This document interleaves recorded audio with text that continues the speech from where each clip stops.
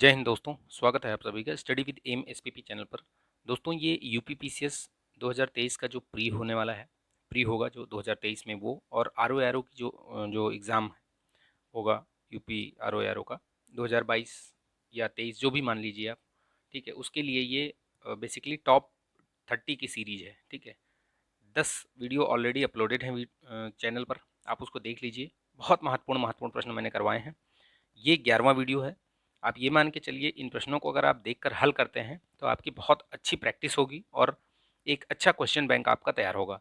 मैं व्याख्या के माध्यम से आपको इन 30 प्रश्नों के अलावा भी 20 से 25 प्रश्न आपके और क्लियर होते हैं। तो अगर आप पूरा वीडियो लास्ट तक देखते हैं तो आपका एक बहुत बढ़िया क्वेश्चन बैंक तैयार होगा और इसी तरीके से प्रश्न पूछे जाते हैं। इन प्रश्नों का जो स्तर है वो बहुत ही शानदार है, ठीक है। आप किसी भी परीक्षा में जहाँ पर जीएस पूछा जाएगा वो इन प्रश्नों को आप देख सकते हैं, मिल मिल सकता है ये आपको, ठीक है। और यूपी पीसीएस के लिए तो ये इस तरीके के प्रश्न पॉलिटी में पूछे ही जाते हैं। ये भी पॉलिटी से ही रिलेटेड है, 30 प्रश्न आपके पॉलिटी से ही हैं। पॉलिटी ऐसा सेक्शन है जिसको आप मजबूत करके एक अच्छा मतलब स्कोरिंग मार्क्स ले सकते हैं। 18 से 20 प्रश्न आते हैं पीसीएस में, ठीक है। तो वीडियो को लाइक कीजिएगा, शेयर कीजिएगा दोस्तों, ठीक है। चैनल पर नए हैं तो सब्सक्राइब कर लीजिएगा, बेल आइकन जरूर प्रेस कर लीजिएगा, ठीक है। अगर आपको आर ओ आर ओ की टेस्ट सीरीज चाहिए तो आप इस नंबर पर जो है आप कॉल कॉल मत कीजिएगा, व्हाट्सअप करके इस पर जानकारी ले सकते हैं। 10 टेस्ट सीरीज मिलेंगी, जीएस और हिंदी की दोनों, सामान्य अध्ययन और सामान्य हिंदी की दोनों की मिलेंगी, ठीक है। और 199 इसकी फीस है। तो चलिए आगे बढ़ते हैं। निम्नलिखित कथनों पर विचार कीजिए। रूस की संसद जो है वो फेडरल असेंबली कहलाती है। रूसी संसद में काउंसिलिंग ऑफ द फेडरेशन निचला सदन है। रूसी संसद में उच्च सदन का नाम ड्यूमा है। देखिए, ये नाम याद रखिएगा। रूस की जो संसद है उसको फेडरल असेंबली कहते हैं। जैसे अपने यहाँ संसद बोलते हैं ना, संसद, तो संसद में दो है अपने यहाँ, लोकसभा हो गई एक और एक राज्यसभा हो गई, ठीक है। राज्यसभा उच्च सदन कहलाता है, इसको उच्च सदन बोलते हैं, और लोकसभा को निचला सदन या निम्न सदन बोलते हैं, ठीक है। ये याद रखिएगा। तो वैसे ही वहाँ पे फेडरल असेंबली बोलते हैं, और फेडरल असेंबली वहाँ भी दो हैं, एक उसका भी उच्च सदन है और एक निम्न सदन है। तो उसी के बारे में पूछा है कि इसमें से आप बताइए कि क्या सही है। देखिए, ये वाला तो सही है, फेडरल असेंबली बोलते हैं, लेकिन इसमें थोड़ा उल्टा कर दिया है। जो उच्च सदन है उसका नाम है the council of the federation, ये उच्च उच्च सदन है, ठीक है। यहाँ निचला लिखा हुआ तो ये गलत हो गया। और ये जो उच्च सदन का नाम यहाँ पे लिखा है ड्यूमा, ये उच्च सदन का नाम नहीं है। जैसे अपने यहाँ लोकसभा है निचला सदन, निम्न सदन या लोक प्रतिनिधि सदन जिसको बोलते हैं, तो वो वहाँ पर उसका नाम ड्यूमा है। अपने यहाँ लोकसभा बोलते हैं, वहाँ पे ड्यूमा है, ठीक। तो ये चीज़ याद रखिएगा। तो इसमें जो करेक्ट आंसर होगा वो होगा केवल एक, ठीक। चलिए नेक्स्ट देखते हैं। निम्नलिखित में से किसका संबंध संयुक्त राष्ट्र संघ से नहीं है, यानी कि यूएन की संस्था नहीं है वो, या उसका कोई संबंध नहीं है उससे। तो सामान्य जो सभा है, जो उसको बोलते हैं ना जनरल असेंबली, ठीक है। जनरल असेंबली में जाते हैं ना पीएम, प्राइम मिनिस्टर अपने मोदी जी कई बार जाकर वहाँ पर हिंदी में भाषण दिया है। तो ये याद रखिएगा। तो जो ऊंगा ऊंगा जो बोलते हैं ना, यूएन जनरल असेंबली ऊंगा बोलते हैं ना, कि ऊंगा में जाके भाषण दिया। बीच में प्रश्न भी पूछा गया था इससे संबंधित। तो ये तो पार्ट है ही है। अंतर्राष्ट्रीय न्यायालय भी है, आईसीजे। इसका हेडक्वार्टर कहाँ पे है? वो हेग में है, याद रखिएगा, हेग, ठीक है। स्पेलिंग जो भी हो हिंदी में देख लीजिए, हेग, ठीक। और ये ट्रस्टीशिप काउंसिल भी है। एमनेस्टी इंटरनेशनल का नहीं है संबंध, ये अलग संस्था है एक, ठीक है, मानवाधिकार से संबंधित है। इसका हेडक्वार्टर मैंने पिछले उसमें पूछा था कमेंट में, अभी मतलब बोला था आपको कमेंट करने के लिए। मैं इसका हेडक्वार्टर बता देता हूँ, ये लंदन में है, ठीक है। चलिए नेक्स्ट, ध्यान रखिएगा इस चीज़ को। विधि का नियम सूचकांक, रूल ऑफ लॉ इंडेक्स कौन जारी करता है? पहली बात तो ये याद रखिएगा, रूल ऑफ लॉ इंडेक्स जारी करती है ये विश्व न्याय परियोजना, जिसको बोलते हैं वर्ल्ड जस्टिस प्रोजेक्ट, ठीक है। ये याद रखिएगा। और ये कहाँ की संस्था है? ये अमेरिकी संस्था है, ये भी ध्यान रखिएगा। बेसिकली इसमें इतना लंबा चौड़ा प्रश्न इसलिए पूछा गया है कि सीधे सीधे भी पूछ सकते थे, लेकिन आपको जस्ट बताने के लिए और आपका क्वेश्चन कॉन्सेप्ट क्लियर करने के लिए कि विधि का जो सूचकांक है वो वर्ल्ड जस्टिस प्रोजेक्ट के द्वारा जारी किया जाता है। और ये कहाँ, कौन सी संस्था, कहाँ की संस्था है? अमेरिकी संस्था है एक। इसका बेसिकली इसकी स्थापना पूछी गई है, तो ये 2006 में इसकी स्थापना हुई है, तो याद रखिएगा, ठीक है। चलिए नेक्स्ट देखते हैं। विधि का ये हो गया। नेक्स्ट देखते हैं 34 नंबर। भारतीय संविधान में निम्नलिखित में से किन किस अनुच्छेद या अनुच्छेदों द्वारा अंतर्राज्यीय व्यापार एवं व्यवसाय की स्वतंत्रता प्रदान की गई है। बेसिकली इसमें वही पूछा गया है कि कहाँ कहाँ उसका विवरण मिलता है आपको। तो देखिए, एक तो ये स्वतंत्रता और ये है ना, राज्य अंतर्राज्यीय व्यापार, ये बेसिकली मूल अधिकार है। आपने पढ़ा होगा जो स्वतंत्रता का अधिकार है, स्वतंत्रता का अधिकार जो 18 कहाँ से है, 19 से लेकर के 21 तक, ये स्वतंत्रता का अधिकार आता है, मूल अधिकार। इसमें जो 19 वाले में है, 19 वाले में आपके 6 सब टॉपिक दिए हुए हैं, सब मतलब मूल अधिकार में दिए गए हैं। एक मेन तो है ही है, उसके अलावा भी दिए गए हैं। तो इसमें ये चीज़ याद रखिएगा, इसमें यहाँ पे 19(1) जो डी ई दिया हुआ है, इसमें है आपका अनुच्छेद, ठीक है। कहीं भी अबाध संचरण वाला जो दिया हुआ है उसमें 19 वाला याद रखिएगा, बहुत बार पूछा जाता है। जो 19 में जितने भी सब क्लॉज हैं वो सारे याद रखिएगा, ठीक है।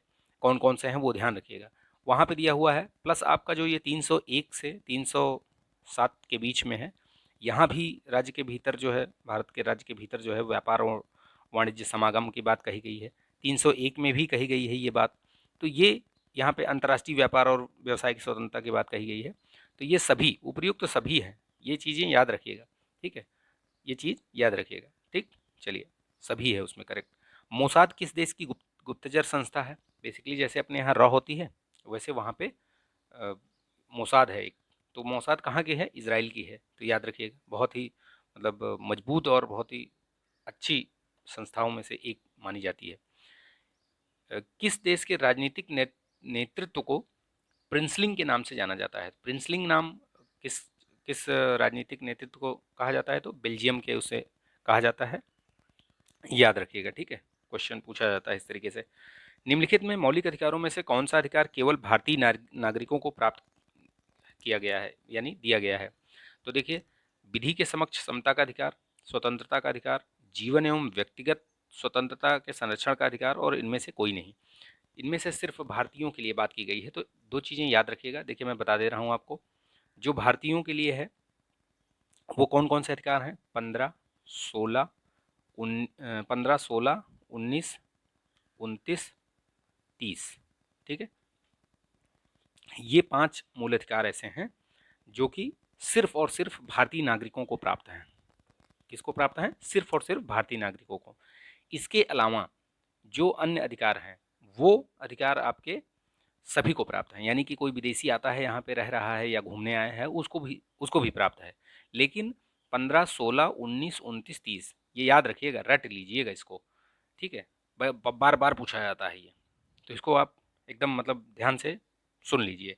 तो देखिए इसमें अब चूंकि यहाँ पे नंबर तो दिया नहीं गया है, तो आपको ये चीज़ पता होनी चाहिए कि कौन सा अधिकार किस में आता है, कौन सा अनुच्छेद है। इसीलिए मैंने बोला था कि 100 तक के जो अनुच्छेद हैं वो आपको रटे होने चाहिए।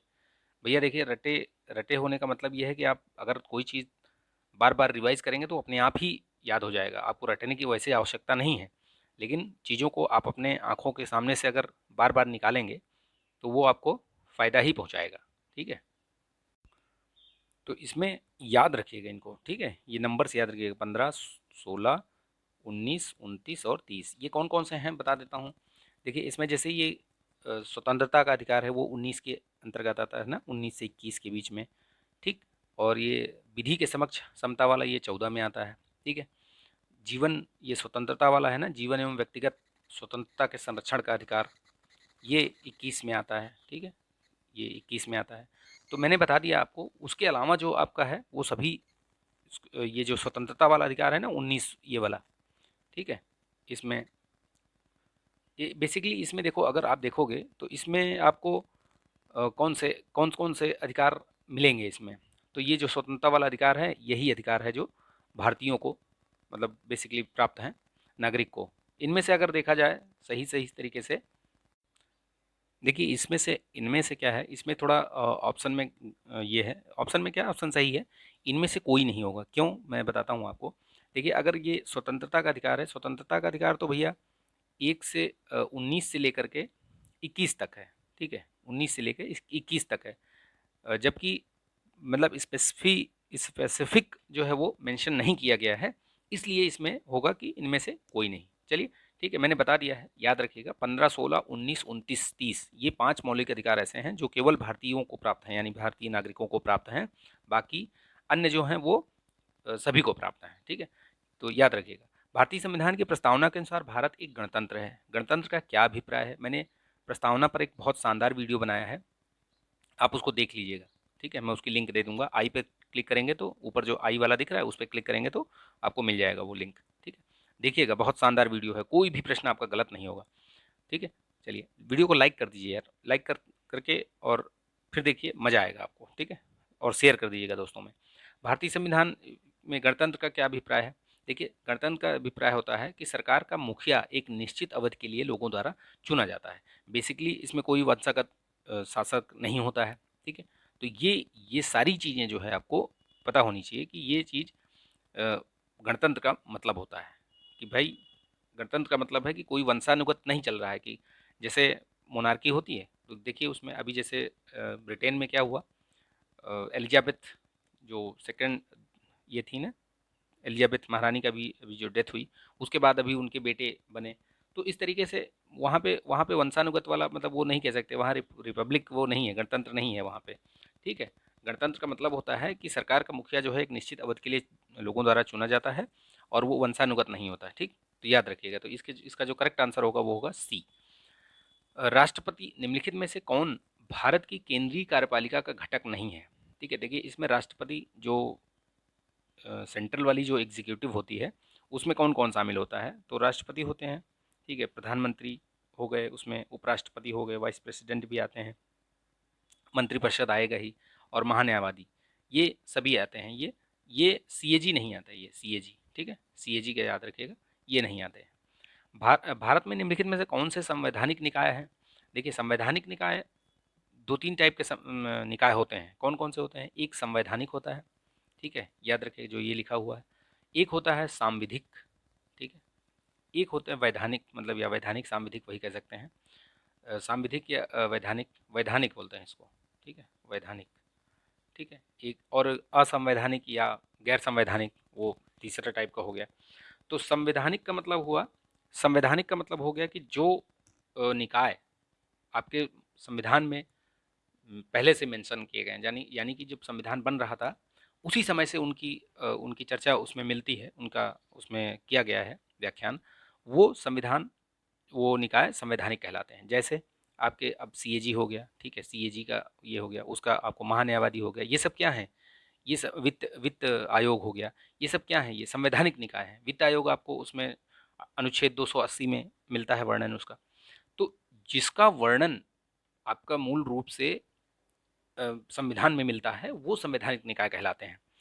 लेकिन जिसका वर्णन जिसका वर्णन संविधान में नहीं है वो गैर संवैधानिक हो गए। और जो किसी अधिनियम के द्वारा पारित किए गए हों, अधिनियम पारित करके और उनकी स्थापना संविधान में की गई हो, वो वैधानिक कहलाते हैं। ठीक है, जिसको स्टैट्यूटरी बोलते हैं ना, स्टैच्यूअरी क्या बोलते हैं इसको, ठीक है, वो कहलाते हैं वैधानिक।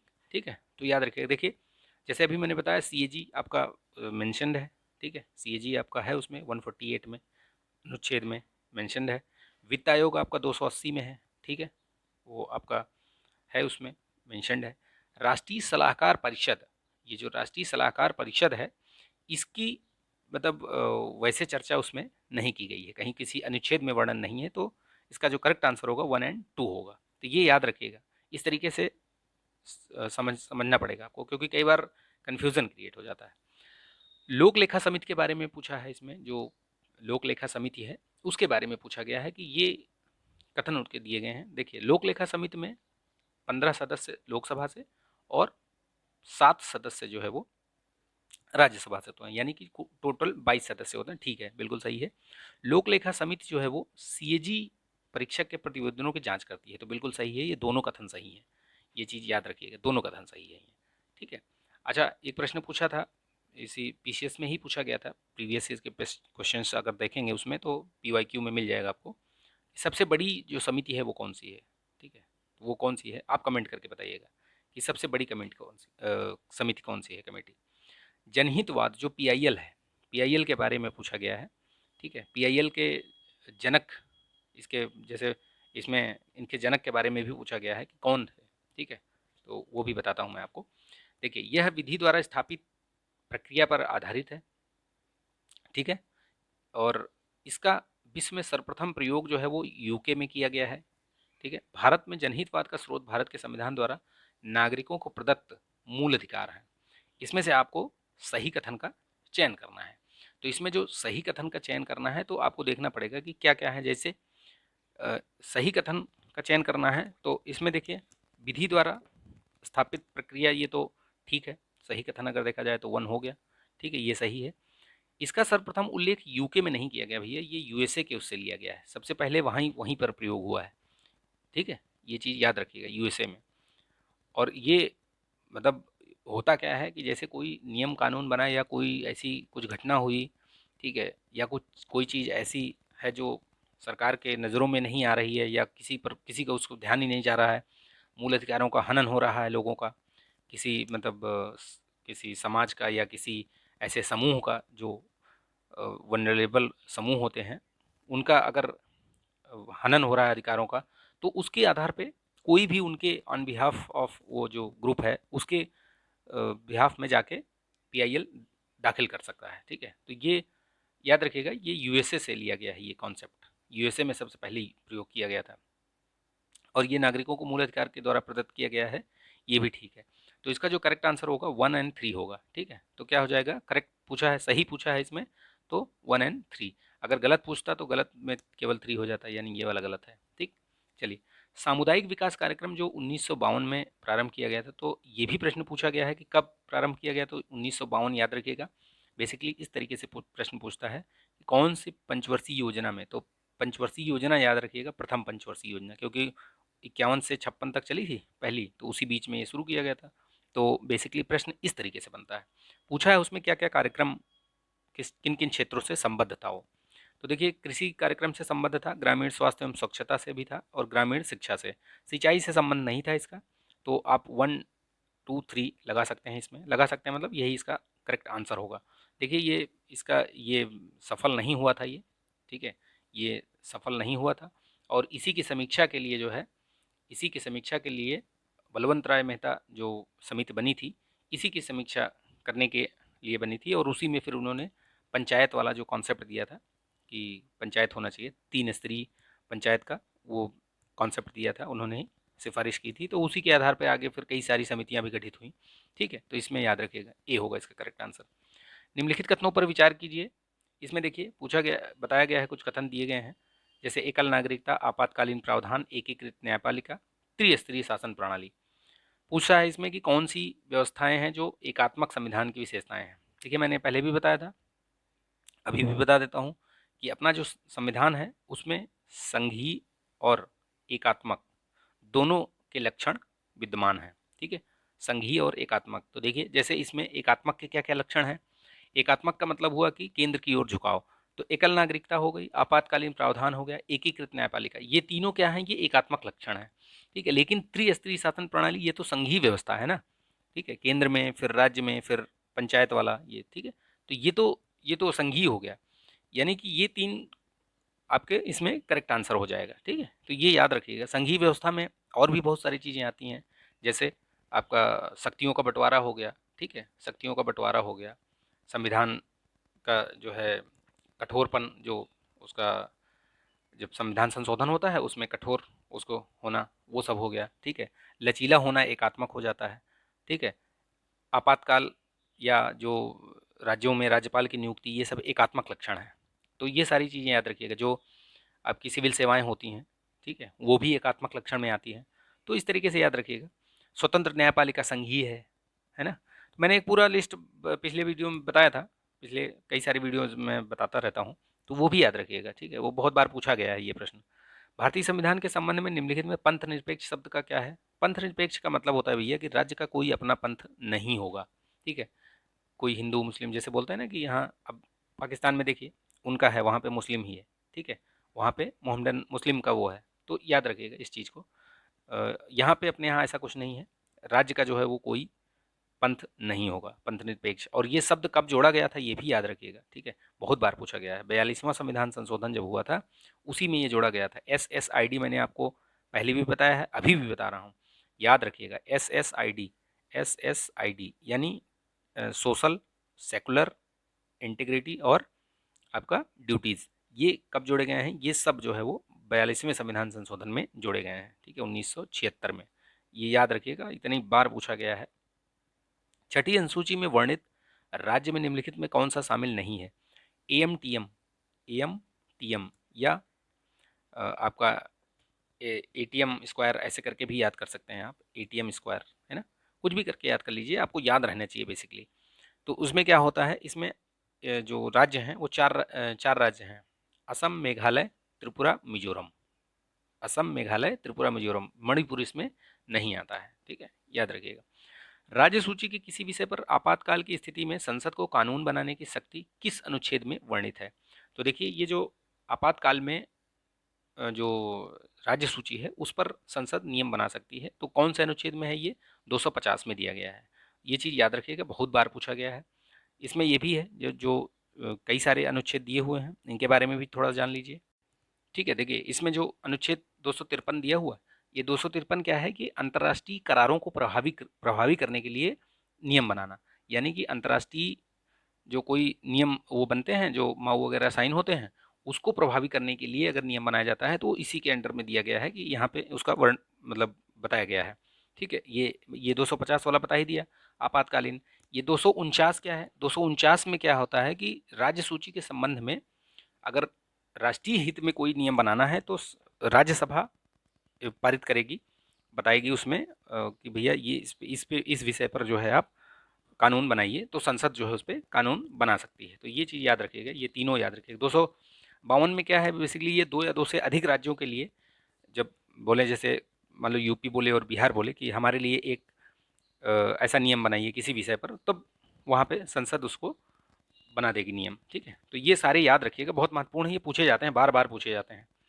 ये 248 भी याद रखिएगा, अवशिष्ट विधायी शक्तियाँ कहाँ पे दिया गया है, उनका वर्णन किया गया है, तो 248 में, ठीक है। भारतीय संविधान के किस भाग को भारत का मैग्ना कार्टा की संज्ञा दी गई है? देखिए, भारत का मैग्ना कार्टा की संज्ञा दी गई है, जो मौलिक अधिकार हैं उसको दी गई है। तो याद रखिएगा, राज्य के जो नीति निर्देशक तत्व हैं उनका याद रखिएगा किस भाग में है, भाग 4 में दिया गया है। कहाँ से कहाँ तक? 36 से लेकर 51 तक, ये अनुच्छेद नंबर याद रखिएगा। और मौलिक अधिकार आपके 12 से लेकर 35 तक हैं। प्रस्तावना आपको पता ही है। और ये मौलिक कर्तव्य की चर्चा की गई, भाग 4 का में है, ठीक है, 4 का में है, ये चीज़ याद रखिएगा। 2 या 2 से अधिक राज्यों के लिए एक ही उच्च न्यायालय की स्थापना निम्नलिखित में से किस अनुच्छेद में इसका वर्णन किया गया है? कौन से अनुच्छेद में बोला गया है कि 2 या 2 से अधिक राज्यों के लिए एक न्यायालय हो सकता है? तो वो चीज़ याद रखिएगा, इसमें 231 में ये चीज़ कही गई है बात, ठीक है, ये चीज़ याद रखिएगा, ठीक है। निम्नलिखित समितियों या आयोगों में कौन केंद्र राज्य संबंधों से संबंधित नहीं है? देखिए, पुंछी आयोग, सरकारिया आयोग, राजमन्नार, ये तीनों केंद्र राज्य संबंध आधारित आयोग हैं, समितियां हैं। लेकिन ये दिनेश गोस्वामी समिति ये इलेक्टोरल रिफॉर्म से संबंधित है, तो ये चीज़ याद रखिएगा। ये 3 पूछे भी गए हैं, ये बहुत बार पूछे गए हैं, ये राजमन्नार, राज्य सरकारिया और पुंछी आयोग, ये बहुत बार पूछे गए हैं, तो इनका नाम याद रखिएगा। लेकिन ये जो दिनेश गोस्वामी समिति है ये किससे संबंधित है? इलेक्टोरल रिफॉर्म से संबंधित है। राष्ट्रपति को अध्यादेश जारी करने की शक्ति किस अनुच्छेद के अंतर्गत है? तो ये राष्ट्रपति जो है वो अनुच्छेद 123 के अंतर्गत अध्यादेश जारी करते हैं। अध्यादेश कब जारी कर सकते हैं? जब सदन, जो संसद है, संसद अगर कोई भी एक सदन या दोनों नहीं हो, कार्यशील उसमें नहीं हो, तो यानी कि वो चल ना रही हो, तो जो कोई विशेष महत्व को हो या किसी उस पर हो कि इस पर नियम बनाना आवश्यक है, तो उस पर वो बना सकते हैं, अध्यादेश पारित कर सकते हैं, ठीक है। लेकिन उसकी वैलिडिटी जान लीजिए, वैलिडिटी क्या होती है कि उसकी वैलिडिटी 6 महीने 6 सप्ताह, यानी कि कहने का मतलब ये है कि जैसे 6 महीने से अधिक नहीं होगा, उसकी वैलिडिटी नहीं होगी। और 6 सप्ताह मैं इसलिए बोल रहा हूँ, लिखा गया है संविधान में, उसकी कहा गया है कि जैसे जैसे ही संसद बैठेगी, उसका शुरू होगा, सदन वो कार्यकाल शुरू होगा, वैसे ही उसको 6 सप्ताह के अंदर उसको पारित करवाना होगा, ठीक है। तो ये चीज़ याद रखिएगा। कई बार पूछा गया है और आगे भी पूछा जा सकता है, इसलिए बार बार उस चीज़ को मैं बता रहा हूँ। ठीक है, देखिए इसमें से कई सारे अनुच्छेद दिए हुए हैं, जैसे ये 1 to 7 वाला अनुच्छेद है। ये आपका 1 to 7 किससे संबंधित है? तदर्थ न्यायाधीश, ये महत्वपूर्ण है, याद रखिएगा। उच्चतम न्यायालय में तदर्थ न्यायाधीशों की नियुक्ति होती है, तो वो चीज़ ध्यान रखिएगा। ठीक, तदर्थ न्यायाधीश। और आपका जो ये 1 to 9 है, ये भी महत्वपूर्ण है। ये क्या है? अभिलेख न्यायालय। किसका? अभिलेख न्यायालय, सुप्रीम कोर्ट एज अ अभिलेख न्यायालय। और हाई कोर्ट के लिए 215 में वर्णित वर्णन है ये अभिलेख न्यायालय, तो दोनों याद रखिएगा। ये चीज़ें महत्वपूर्ण हैं, इसलिए मैं बता दे रहा हूँ, क्योंकि आप बार बार पूछे गए हैं ये प्रश्न। ठीक है, 223 ये जो दिया गया है, ये यहाँ पे हाई कोर्ट वगैरह में कार्यकारी मुख्य न्यायमूर्ति होते हैं, उनकी नियुक्ति से संबंधित है। तो ये चारों अनुच्छेद याद रखिएगा, ये 4 प्रश्न हैं, इसके अलावा भी 4 प्रश्न हैं ये। भारतीय संविधान में संविधान संशोधन वर्णित है, कौन सा संविधान अनुच्छेद में वर्णित है? तो 368 के अंतर्गत। ठीक है, इसमें 3 प्रकार के संशोधनों का मतलब वर्णन किया गया है। जैसे एक तो होता है कि जो सामान्य बहुमत से, ठीक है, एक होता है सामान्य विशेष बहुमत से, एक होता है विशेष बहुमत प्लस आपके जो आधे से अधिक राज्य हैं उनके द्वारा, उनकी जो विधानमंडल के द्वारा संस्तुति, मतलब 3 टाइप के किए गए हैं। ठीक है, तो ये चीज़ याद रखिएगा।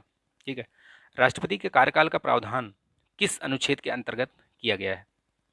राष्ट्रपति का कार्यकाल जो है वो किस में किया गया है? अनुच्छेद 56 के अंतर्गत किया गया है। इनके बारे में याद रखिएगा, बहुत बार प्रश्न पूछा गया है, इसलिए इसको थोड़ा सा ध्यान से पढ़ लीजिएगा। 53 में क्या है कि राष्ट्रपति संघ का कार्यपालिका शक्ति राष्ट्रपति में निहित होगी, ऐसा बताया गया है। 52 के अंतर्गत होता है कि भारत के राष्ट्रपति होंगे, ये चीज़ याद रखिएगा। अनुच्छेद 54 में बताया गया है कि राष्ट्रपति का निर्वाचन होगा, कैसे होगा वो सब बताया गया है। रीत के बारे में 55 के बारे में बताया गया है। ठीक है, 55 में रीति बताई गई है कि कैसे होगा। अभी पीसीएस का जो परीक्षा मेंस एग्ज़ाम हुआ था उसमें पूछा गया था ये। ठीक है, पूछा गया था, मतलब वो पूरा वो 8 नंबर का क्वेश्चन पूछा गया था उसमें कि राष्ट्रपति के चुनाव विधि पर चर्चा कीजिए। ठीक है, मुख्य चुनाव आयुक्त को पदच्युत किया जा सकता है। कैसे पदच्युत किया जा सकता है? मतलब उसको पद से हटाया जा सकता है। किस प्रकार से हटाया जा सकता है? तो संसद के दोनों सदनों के सदस्यों के 2/3 बहुमत से प्रमाणित कदाचार के आधार पर। कहने का मतलब ये है कि सामान्य बहुमत नहीं, विशेष बहुमत से। ठीक है, विशेष बहुमत का मतलब होता है कि जो उपस्थिति है, जो संख्या उपस्थित है उसमें से आधे से अधिक। ठीक है, ये विशेष बहुमत होता है, याद रखिएगा। इनकी नियुक्ति राष्ट्रपति द्वारा की जाती है, लेकिन हटाने का अगर होगा तो इस तरीके से हटाया जा सकता है। भारतीय संविधान में अवशिष्ट शक्तियाँ निम्नलिखित में से किसमें निहित हैं? देखिए, अवशिष्ट शक्तियाँ वो संसद के पास रहती हैं। ठीक है, तो वो उसी पर नियम बना सकते हैं, यानी केंद्र के पास रहती है बेसिकली। ठीक है, राज्यों के पास नहीं रहती। और मैंने अभी बताया था, अभी थोड़ी देर पहले ही, अनुच्छेद 248 में अवशिष्ट विधायी शक्तियों के बारे में बात की गई है। सॉलिसिटर जनरल निम्न में क्या होता है? सॉलिसिटर जनरल होते हैं, वो क्या होते हैं? प्रशासनिक, कानूनी, राष्ट्रपति के कानूनी या सरकारी अधिवक्ता, इनमें से क्या है वो? देखिए, इसमें से वो क्या है? कानूनी सलाहकार होते हैं। ठीक है, कानून के बारे में सलाहकार देते हैं सॉलिसिटर जनरल। किस अनुच्छेद के तहत भारत के राष्ट्रपति आकस्मिक निधि की अनुमति के पूर्व मतलब खर्च कर सकता है? निधि को संसद की अनुमति के पूर्व खर्च कर सकता है, यानी कि कहाँ पे दिया गया है बेसिकली इसकी जो आकस्मिक निधि है वो। ठीक है, उसके बारे में कहाँ पे चर्चा की गई है? तो उसके बारे में चर्चा की गई है अनुच्छेद 267 में। ठीक है, 267 में बताया गया है कि इससे खर्चा कर सकते हैं। ठीक है, बाद में भले वो संसद का अनुमोदन वगैरह चलता रहेगा, लेकिन पहले अगर कोई इमरजेंसी आ गई तो वो कर सकते हैं खर्च। नियुक्तियां या पदों में आरक्षण का प्रावधान निम्नलिखित में से किस अनुच्छेद के अंतर्गत किया गया है? जो आरक्षण वगैरह की बात कही गई है कि राज्य जो कमज़ोर वर्ग हैं, जो सुभेद्य वर्ग हैं, उनके लिए आरक्षण का प्रावधान कर सकते हैं, तो वो कहाँ पर बात कही गई है? तो वो आपकी जो बात कही गई है अनुच्छेद, ये सारे एक ही उसमें दिए गए हैं। देखो, 15 और 16 की बात की गई है। ठीक है, तो 15 में तो क्या है कि भैया वो आरआरसीपी वाला सिस्टम है, उससे संबंधित है। तो 16 में ही है, 16 में कौन सा है वो आपको याद रखना पड़ेगा। ठीक है, इसमें कहाँ पे प्रावधान किया गया है? इसमें जो है आंसर होगा इसका बी। ठीक है, यहाँ पे आरक्षण का प्रावधान दिया गया है। भारत की जो संचित निधि है उसे धन निर्गमन पर किसका नियंत्रण होता है? भारत की संचित निधि, ठीक है, जो कॉन्सोलिडेटेड फंड ऑफ इंडिया है, उस पे किसका नियंत्रण होता है, ये चीज़ याद रखिएगा आप। किसका नियंत्रण होता है, तो संसद का नियंत्रण होता है बेसिकली उस पे। देखिए उसमें क्या होता है कि संसद अगर मतलब मना कर देगी या नहीं पास करेगी बिल, तो उसमें से फंड निकालना मुश्किल हो जाता है, ठीक है। लेकिन बेसिकली क्या होता है, जब कोई सरकार बनती है तो वो उनके तो बहुमत रहते हैं, तो उससे कोई उनको दिक्कत नहीं होती है वहाँ से निकालने की, ठीक है, याद रखिएगा इस चीज़ को। भारत में कोई भी राजनीतिक दल राष्ट्रीय दल के रूप में मान्यता प्राप्त करता है, तो कम से कम अगर कितने राज्यों में उसको, राज्य स्तर पर उसको कितने राज्यों में उसको मान्यता प्राप्त होनी चाहिए, तो कम से कम 4 राज्यों में हो तो उसको वो राष्ट्रीय दल के रूप में, बहुत सारे और भी हैं, कई सारे इसमें हैं, ठीक है। तो ये इस पे भी एक छोटा सा वीडियो बनाऊंगा मैं, अभी फ़िलहाल जानिए कि 4 राज्यों में, ठीक है। तो याद रखिएगा। यहाँ देखिए 30 क्वेश्चन मैंने करवा दिए हैं, बहुत महत्वपूर्ण महत्वपूर्ण प्रश्न करवाए हैं और बहुत अच्छे तरीके से मैंने इसको व्याख्यायित भी किया है। एक्सप्लेनेशन जो दिया है उसमें भी बहुत सारे क्वेश्चंस मैंने क्लियर कराए हैं आपके, ठीक है। इसको लाइक कीजिएगा, शेयर कीजिएगा और चैनल पर नए हैं तो सब्सक्राइब कर लीजिएगा। आपको यदि इसका पीडीएफ चाहिए तो मैं इस पे टेलीग्राम चैनल की ये जो ये दिया हुआ लिंक भी दी हुई है और ये भी है, आप इसको ज्वाइन कर लीजिएगा, वहाँ से आप पीडीएफ प्राप्त कर सकते हैं और अपने आप भी प्रैक्टिस कर सकते हैं इस चीज़ को, ठीक है। प्रैक्टिस करिए, देखिए प्रैक्टिस जितना करेंगे आप उतना ही आपको फ़ायदा होगा, ठीक है। The more you sweat in peace, the less you bleed in war. ये कॉन्सेप्ट आप दिमाग में याद रखिएगा, ठीक है। आराम हराम है। चलिए नेक्स्ट वीडियो में मिलेंगे, तब तक के लिए अपना ध्यान रखिएगा। स्वस्थ रहिए, मस्त रहिए, बिंदास रहिए। जय हिंद।